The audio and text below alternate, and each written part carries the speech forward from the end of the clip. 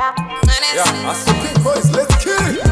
Ani pakutangazva inadza uchindishedza baby, pakutangazva inadza uchindishedza ani, pakutangazva inadza uchindishedza baby, pakutangazva inadza uchindishedza sweetie. Ndakakuitireiko, ndakakutatsireiko, ndakakuresereiko, ndakakuitireiko. Inga ndakava nemwana newe ndichiti zvimwe tichava pamwe.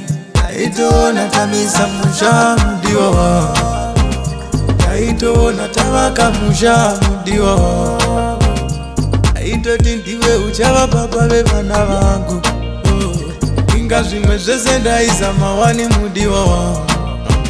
Ndakatatseiko wakandisiya sei? Pakutangazva inadza uchindishedza baby, pakutangazva inadza uchindishedza ani, pakutangazva inadza uchindishedza baby, pakutangazva inadza uchindishedza sweetie. Zvinorwadza sei kurwadziswa nemunhu waunoti ndivava baba vevana? Zvinorwadza sei kurwadziswa nemunhu waunoti ndivava baba vekwangu? Wakundibata senapo mudiwa, wachinja neiko? Wakundibata senapo mudiwa, zvakauya seiko?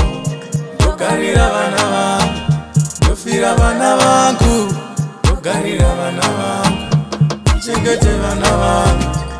Pakutangazva inadza uchindishedza baby, pakutangazva inadza uchindishedza ani, pakutangazva inadza uchindishedza baby, pakutangazva inadza uchindishedza sweetie.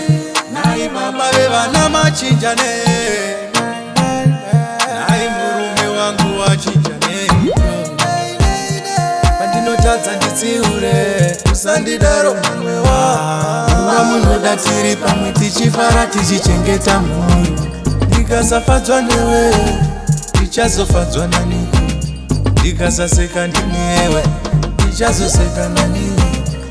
Pakutangazva inadza uchindishedza baby, pakutangazva inadza uchindishedza ani, pakutangazva inadza uchindishedza baby, pakutangazva inadza uchindishedza sweetie.